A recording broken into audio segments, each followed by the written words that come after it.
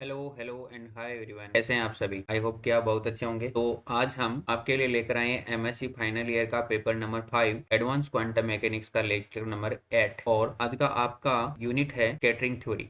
और आज आपका टॉपिक है resonance scattering and bright Wigner formula. ये टॉपिक आज हम यहाँ पर देखने वाले हैं। तो देखिए, रेजोनेंस स्कैटरिंग। तो रेजोनेंस स्कैटरिंग को देखने के लिए सबसे पहले हमको क्या यूज करना पड़ेगा, पार्शियल वेव मेथड को यूज करना पड़ेगा। अब पार्शियल वेव मेथड क्या कहता है, sigma equal to 4 pi upon k square summation of L equal to 2l plus का 1 sine square del l. Equation number first बना लेते हैं। अब देखो, हमारे पास में यहाँ के स्क्वायर का वैल्यू हम जानते हैं 2m e upon h cut square. तो 1 अपॉन के स्क्वायर का वैल्यू क्या हो जाता है, h cut square upon 2m e आ जाता है। समझ में आ गई बात। तो इस इक्वेशन के अंदर, इक्वेशन नंबर फर्स्ट के अंदर 1 अपॉन के स्क्वायर का वैल्यू हम यहाँ पर पुट करते हैं। तो सिग्मा इक्वल टू क्या आ गया, 4 pi h cut square upon 2m e summation of l equal to 0 2l plus का 1 sine square del l। Equation number second लिख दी मैं। तो इक्वेशन सेकंड हमको एक कुछ बताना चाहती है। क्या कहती है कि यहाँ पर इस इक्वेशन के अंदर यहाँ पर हमारे पास में एनर्जी की टर्म है, आपका क्रॉस सेक्शन सिग्मा है, वो एनर्जी के क्या है भाई, इनवर्सली प्रोपोर्शनल है। इस इक्वेशन के बारे में हम आगे की ओर यहाँ पर एक आपका ग्राफ ड्रॉ करेंगे, किसके बीच में, एनर्जी और क्रॉस सेक्शन सिग्मा के बीच में। अब देखो, मैं वापस इक्वेशन नंबर 1 की बात करता हूँ। तो 1 के अंदर मैं क्या कह देता हूँ, एट लो एनर्जी। तो लो एनर्जी के ऊपर एस वेव स्कैटरिंग डोमिनेंट होती है। तो डोमिनेंट होती है तो एल इक्वल टू क्या आता है भाई, 0 आ जाता है। तो 2l के इक्वल टू मैं क्या लिख दूँ यहाँ पर, 0 लिख दूँ। तो ये इक्वेशन क्या बन जाता है, समीशन हटके 4 पाई अपॉन के स्क्वायर और क्या आ जाता है, साइन स्क्वायर डेल नोड आ जाता है। समझ में आ गई बात। तो हम यहाँ पर लिख देते हैं, यहाँ पर हमारे पास में इस इक्वेशन के अंदर, यहाँ पर ये जो इक्वेशन है ना, ये इस इक्वेशन के अंदर हमारे पास में साइन स्क्वायर डेल नोड है। अब इस साइन स्क्वायर डेल नोड की हमको क्या वैल्यू निकालनी है भाई, मैक्सिमम वैल्यू निकालनी है। यानी एक, या फिर मैं कहूँ कि क्रॉस सेक्शन को शो कर रहा है यहाँ पर। ठीक है, अब इस क्रॉस सेक्शन को शो कर रहा है। तो क्रॉस सेक्शन के लिए हम यहाँ पर क्या पढ़ रहे हैं भाई, रेजोनेंस स्कैटरिंग। और रेजोनेंस स्कैटरिंग के अंदर आपकी एक पीक वैल्यू देता है। ठीक है, और उस पीक वैल्यू के लिए हमारे पास में इसका क्या चाहिए भाई, एक मैक्सिमम वैल्यू चाहिए। और मैक्सिमम साइन के अंदर कहाँ पर आता है भाई, पाई/2 के ऊपर आता है, 5 पाई/2 के ऊपर आता है। ठीक है, ये आगे की ओर इस प्रकार से एक्सपेंड होता जाता है। तो हम यहाँ पर कहते हैं कि साइन स्क्वायर डेल नोड की वैल्यू क्या है भाई, 1 है। कहाँ पर, पाई/2 के ऊपर, 3 पाई/2 के ऊपर, 5 पाई/2 के ऊपर, और आगे की ओर 2n प्लस का 1 पाई/2 के ऊपर 1 वैल्यू को शो करता है। तो n इक्वल टू हम यहाँ पर क्या कह देते हैं, n इक्वल टू 0 1 2 3 4 5 इन्फिनिटी तक जाता है। अब देखो, sigma maximum, cross section maximum equal to, इसका वैल्यू क्या पुट कर देते हैं हम, 1 पुट कर देते हैं। तो देखो, sigma maximum equal to 4 pi upon k square into 1 रख देते हैं यहाँ पर। सिग्मा मैक्सिमम इक्वल टू, अब इस इक्वेशन को मैं ऊपर नीचे किससे मल्टीप्लाइड कर देता हूँ भाई, a² से मल्टीप्लाइड कर देता हूँ। तो इक्वेशन क्या आ जाता है, 4 पाई a² अपॉन के ए का होल स्क्वायर। ये इक्वेशन मेरे पास में बन जाती है। अब देखो, एक तो ये फॉर्मूला, और एक आपका सिग्मा इनवर्सली प्रोपोर्शनल 1 अपॉन ई वाला फॉर्मूला। इनके लिए हम यहाँ पर एक ग्राफ ड्रॉ करेंगे, और वो ग्राफ हमारे पास में इस प्रकार से होगा। देखिए, ये तो आपका क्रॉस सेक्शन सिग्मा है, और ये आपकी एनर्जी ई है। अब इसके अंदर जो यहाँ पर ये पीक वैल्यू शो हो रही है, ये इसकी मैक्सिमम वैल्यू को शो कर रही है रेजोनेंस स्कैटरिंग के लिए। कितने कितने डिग्री के एंगल के ऊपर, 2n प्लस का 1 पाई/2 के ऊपर। और ये यहाँ पर जो इधर की ओर डिक्रीजिंग दिखा रहा है, वो इस सिग्मा के बढ़ने और ई के घटने के कारण दिखा रहा है यहाँ पर ये। अब देखो, यहाँ पर हमारे पास में इस रेजोनेंस स्कैटरिंग के कारण यहाँ पर ये एक पीक वैल्यू को यहाँ पर शो कर रहा है। ये पीक वैल्यू यानी कि इस मैक्सिमम वैल्यू के ऊपर ये पीक वैल्यू को शो कर रहा है। और वो कहाँ पर, कितने डिग्री के एंगल पर, 2n प्लस का 1 पाई/2 के ऊपर। तो यहाँ पर क्या होगा भाई, एक आपको क्या निकालना पड़ेगा, क्रॉस सेक्शन निकालना पड़ेगा, सिग्मा निकालना पड़ेगा। इसके लिए इस आपकी रेजोनेंस स्कैटरिंग के लिए इस पीक वैल्यू के ऊपर, तो इस पीक वैल्यू के ऊपर जो आप क्रॉस सेक्शन निकालते हैं, उस फॉर्मूले को हम दूसरी भाषा के अंदर कहते हैं ब्राइट विग्नर फॉर्मूला।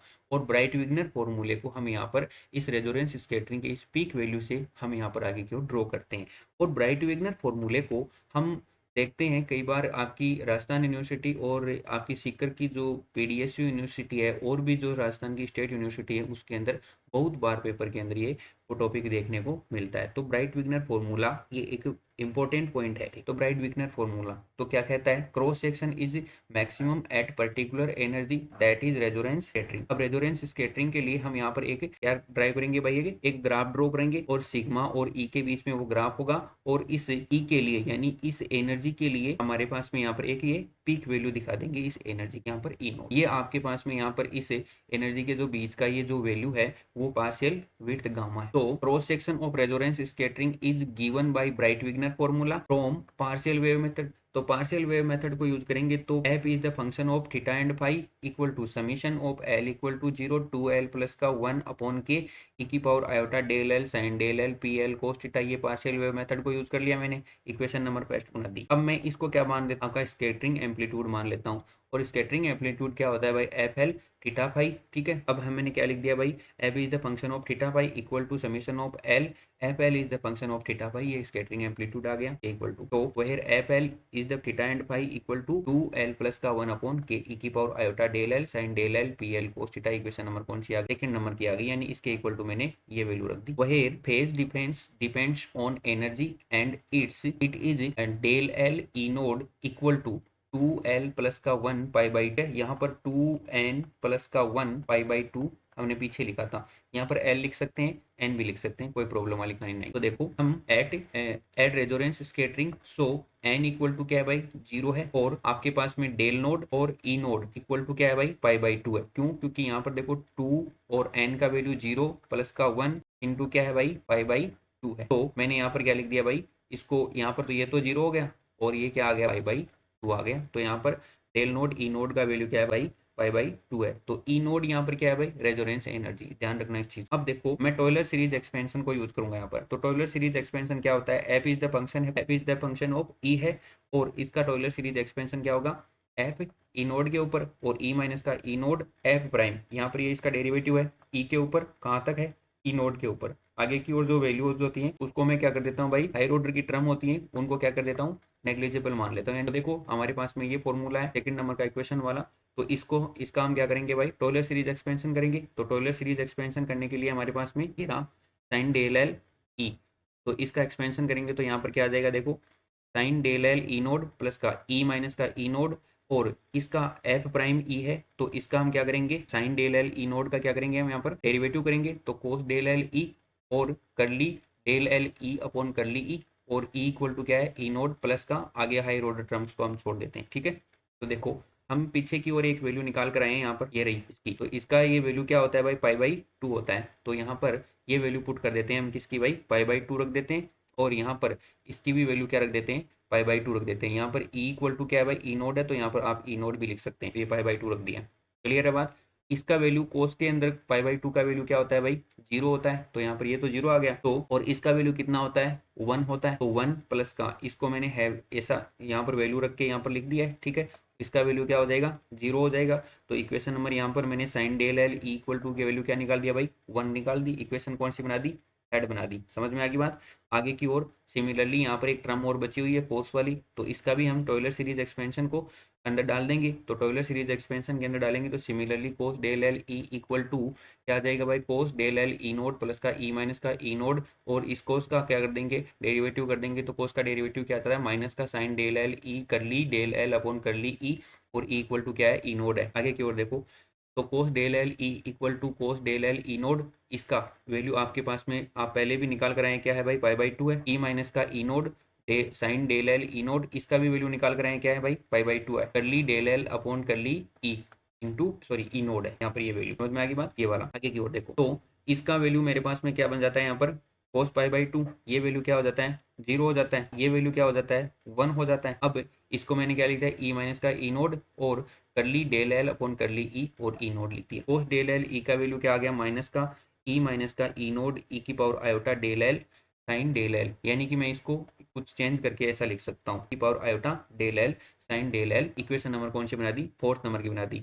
तो देखो अब यहाँ पर इस इक्वेशन के ऊपर फोकस करना आप, मैं इसको क्या लिख सकता हूँ ई की power iota del L sine del L को क्या लिख सकता हूँ sine del L upon e की पावर माइनस का आयोटा डेल एल लिख सकता हूँ, यानी इसको नीचे ले गए हम। अब देखो मैं इसको क्या यहाँ पर इस यानी कि इस वैल्यू को कुछ चेंज करके लिख सकता हूँ यहाँ पर, तो sine del L upon cos del L minus का आयोटा साइन डेल एल ये लिख सकता हूँ। इक्वेशन नंबर कौन सी बना दी मैंने ए नंबर की इक्वेशन बना दी।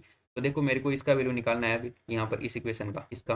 तो देखो मेरे पास में ये एक डायग्राम था पहले ये वाला, तो ये क्या है आपकी पार्शियल विड्थ है गामा, पहले भी बताइए मैंने आपको। यहाँ पर ये पूरी गामा है तो ये इसकी हाफ क्या हो जाएगी गामा बाई 2, तो यहाँ पर मैंने इसको क्या लिख दिया गामा बाई 2। ये विड्थ किसकी है भाई एनर्जी की है, और मेरे पास में ये इसके अंदर हाफ आएगी तो इसको मैं किस प्रकार से लिख देता हूँ, देखो delta e upon delta del e equal to gamma by two लिख देता हूँ। और ये इसके अंदर मैंने क्या लगाया भाई, अप्रोक्सीमेशन मेथड लगाया, अप्रोक्सीमेशन मेथड लगाया इस डायग्राम के अंदर। तो देखो आगे की ओर मैं कहता eight resonance scattering the width of scattering is called, क्या कहते हैं भाई इसको, is called partial width gamma. तो आगे की ओर देखना इसको मैं कैसे कहता हूँ, मैं इसको चेंज कर देता हूँ, यानी कि इसको तो ऊपर ले जाता हूँ और इसको नीचे ले जाता हूँ। तो क्या आ जाता है भाई, delta del e upon delta e equal to gamma by two है, तो ये क्या बन जाएगा भाई, टू बाई गामा बन जाएगा। अब इसका मैं डेरिवेटिव पार्ट लिख देता हूँ, तो curly del L E naught upon curly e, इसका वैल्यू क्या आ जाता है मेरे पास में, टू बाई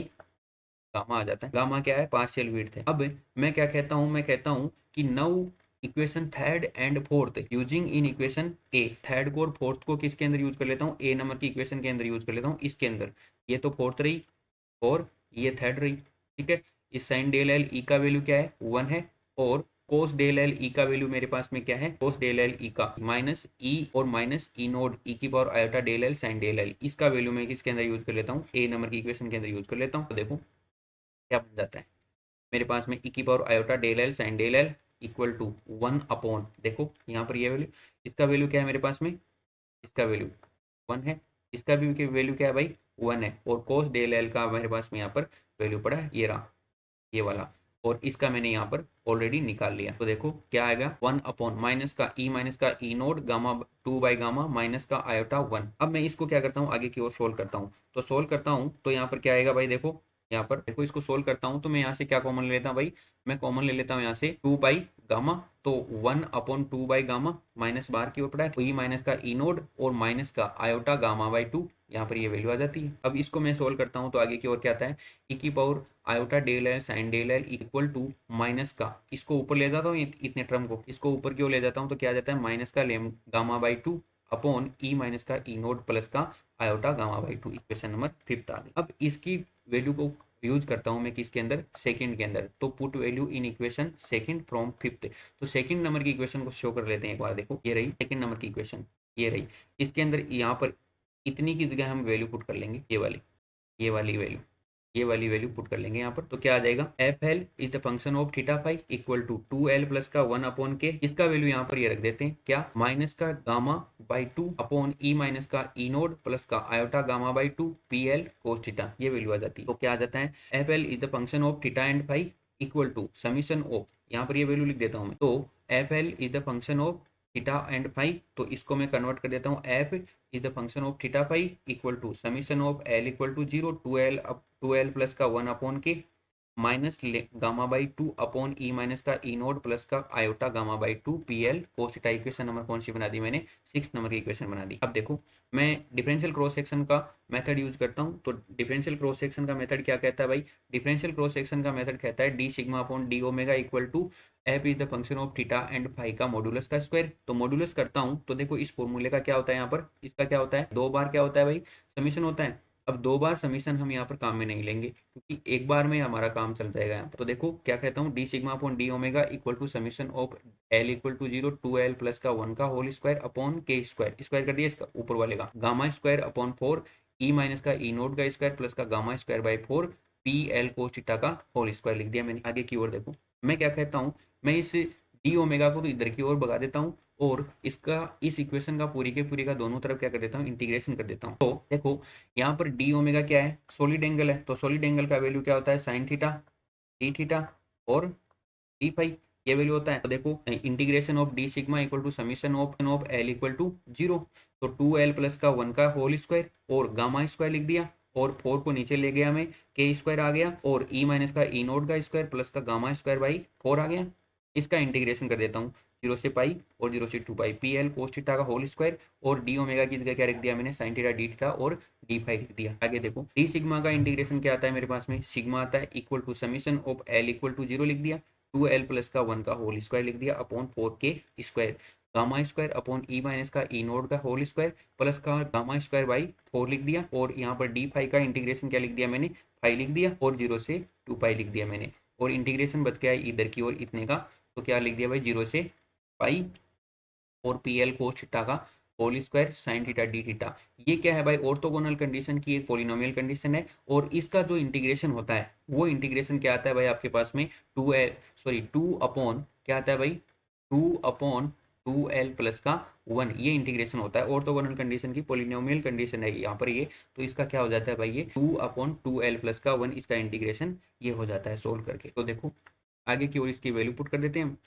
तो इसकी वैल्यू क्या होती है भाई, इसकी वैल्यू होती है sigma equal to summation of L equal to 0 2l plus का 1 का whole square upon 4k square gamma square upon ई माइनस का ई नोट का स्क्वायर प्लस का गामा स्क्वायर बाई 4 इंटू वो वहाँ वाली वैल्यू, ठीक है ना। इसके अंदर लिमिट रख देते हैं ये 2 पाई माइनस का 0 वाली, तो ये वैल्यू रख दी 2 पाई, और यहाँ पर इस इंटीग्रेशन का वैल्यू रख दिया मैंने क्या भाई, 2/2l प्लस का 1 रख दिया। ये इक्वेशन आ गई। आगे की ओर देखो, तो sigma equal to summation of L equal to 0 2l plus का 1 का whole square upon 4 pi k square. आगे की ओर लिख दिया गामा स्क्वायर अपॉन ई माइनस का ई नोट का square plus gamma square upon 4। इसको 2 को 2 से मल्टीप्लाइड किया तो 4 आ गया, और पाई को लिख दिया 2l प्लस का 1 लिख दिया। क्लियर है। अब देखो मैं इसको 2l प्लस का 1 से इसकी स्क्वायर को कैंसिल कर देता हूँ, इस 4 को इस 4 से कैंसिल कर देता हूँ, तो मेरे पास में क्या आ जाता है, पाई 2l प्लस का 1 upon k square gamma square upon ई माइनस का ई नोट का स्क्वायर प्लस का गामा स्क्वायर बाई 4 आ जाता है। ये वैल्यू बन जाती है मेरे पास में। क्लियर है। तो देखो मैं कहता हूँ कि आपके पास में लेमडा कट इक्वल टू क्या होता है, एच कट अपॉन पी होता है। अब मैं ये कह देता हूँ कि एच कट अपॉन पी का वैल्यू क्या होता है, एच कट के होता है, तो एच कट से एच कट कैंसिल हो जाता है, और यहाँ पर क्या लिख देता हूँ भाई, मैं 1/k लिख देता हूँ। तो h cut lambda cut equal to क्या है भाई, 1/k है। अगर मैं इसका स्क्वायर कर दूं तो इधर की ओर भी क्या होगा, इसका स्क्वायर होगा। तो देखो मैंने यही किया है यहाँ पर। तो we know that lambda cut equal to h cut upon p equal to h cut upon h cut के।